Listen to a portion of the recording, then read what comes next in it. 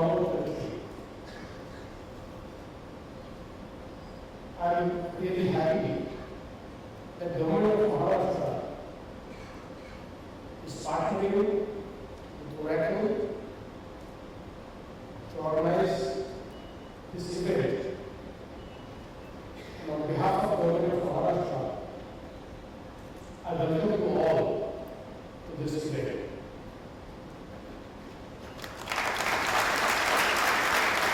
I think the cloud computing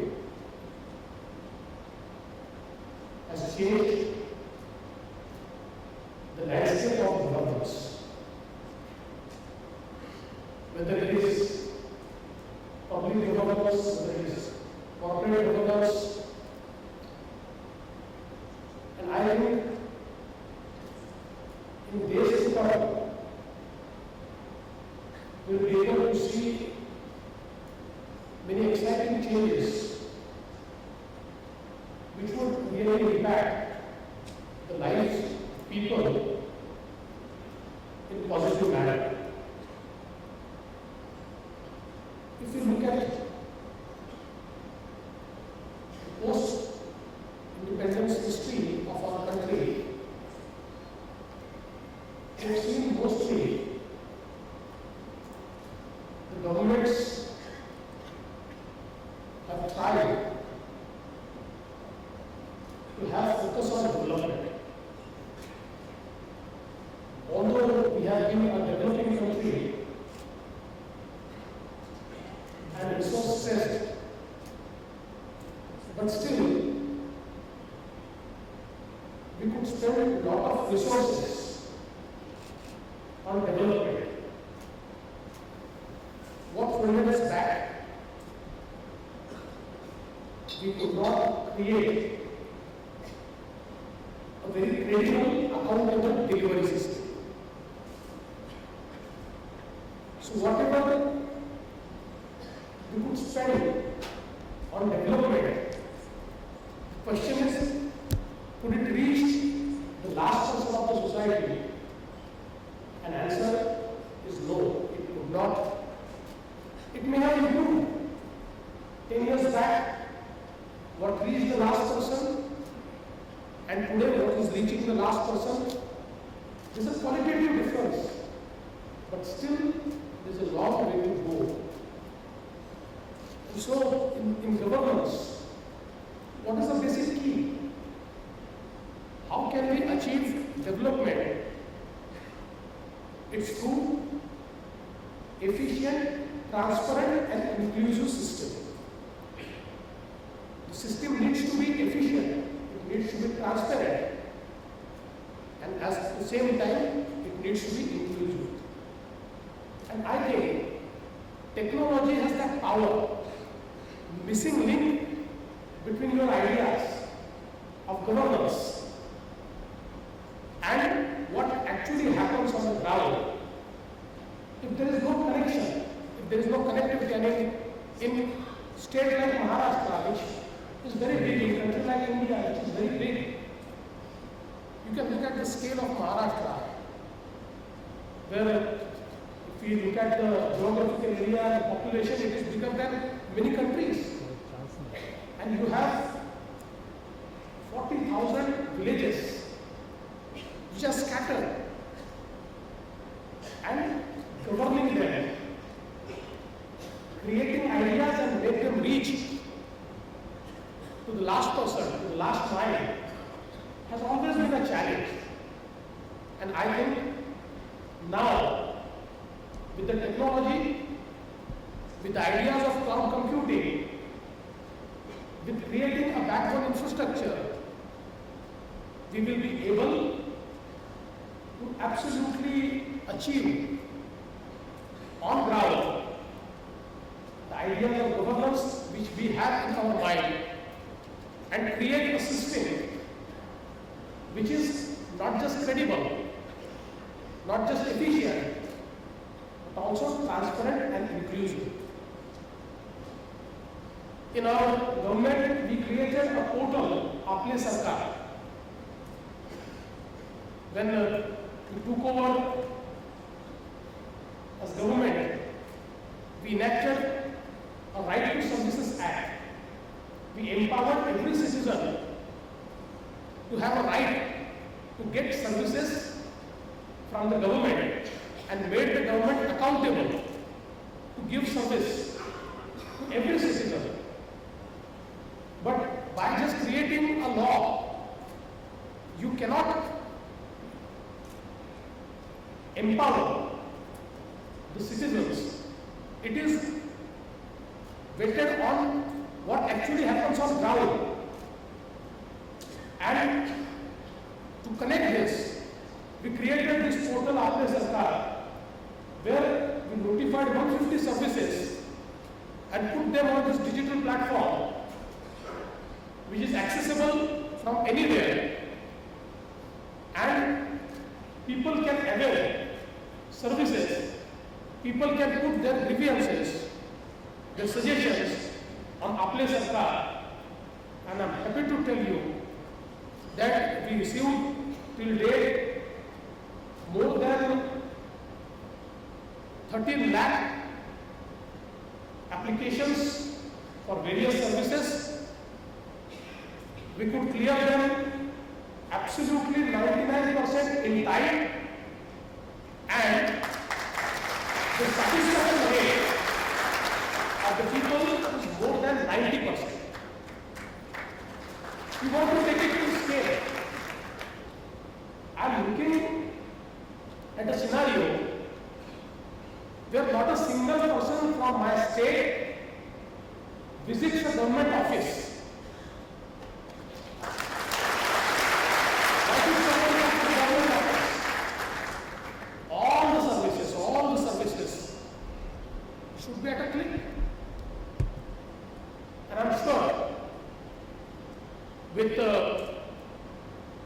partners like all of you who are present here, especially Oracle, it's doable. We can do it. We have taken the initiative of smart city. Although the government of India has enlisted 2 of our cities to be under its first initiative of smart cities, we decided to go ahead with our own initiative of creating 10 smart cities. And I'm sure once we put an IT backbone in these cities with best of the technology, we can change the lives of people. After all, what is a city administration all about? It's about services, it's about experience, it's about the quality of life. And I think it's doable, it's achievable. It's just that we connect everything through technology, and we can change the governance into more credible and inclusive governance. And so we are trying to create the smart cities which will have not just different initiatives, but also which would focus on IoT, and it would actually give a different experience to a citizen and would impact the lives of the citizens. In fact, when the Honorable Prime Minister talked about smart cities, people initially thought that smart city is something for those who are affluent. But it is not. The most impact of a smart city would be on the lives of the vulnerables, of those who have not been included in the process of development.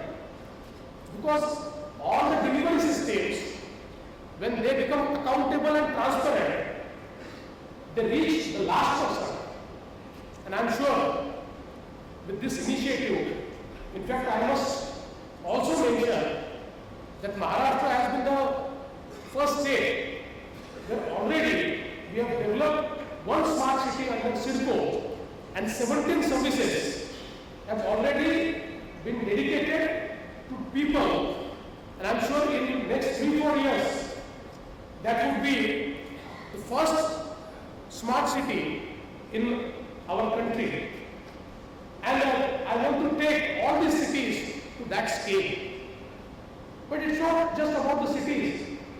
I feel that we are trying to also create smart villages, because 50% of my population lives in villages, and I think it impacts most, because although in my state's GSDP the share of agriculture is low, but the dependence of a population, a large number of population, around 50%, is on agriculture. So my GDP, although it grows into cities, but it is impacted by villages. And if I have the villages which are more connected, which are more vibrant, which have capacity to provide services of next level, the entire economy would change. So we have started developing smart villages. The first smart village we are trying to develop in Arisal, which is in Melghat, which is known for malnourishment deaths, infamous. But I am sure with this initiative of making it smart, we'll be able to provide not just education, but also healthcare, employment through this digital gateway. And I'm sure that will change the entire landscape of rural governance. I was just having a chat with Mr. Thomas, and I told him that in the sector of agriculture, we need to create a credible market which is accessible. We have been developing certain initiatives.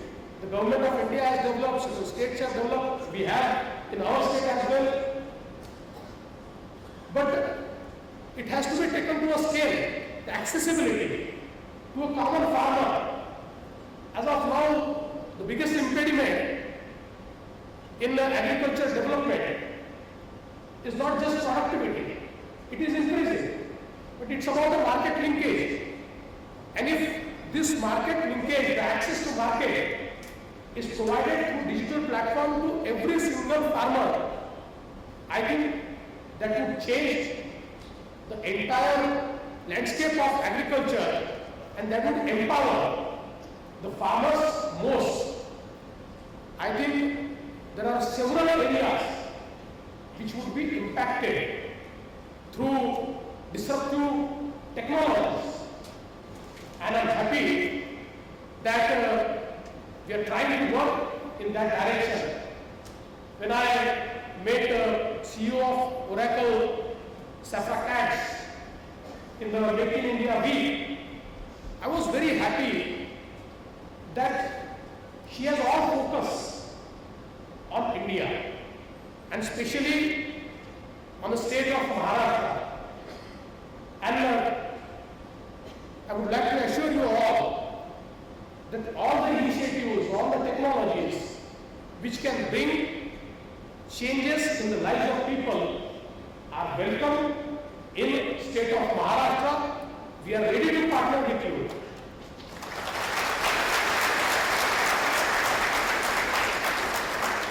I would like to congratulate Oracle for holding this event here, and I would like to assure that this partnership is not limited to the event. I think it has started, and we will surely take it to next level. Thank you very much.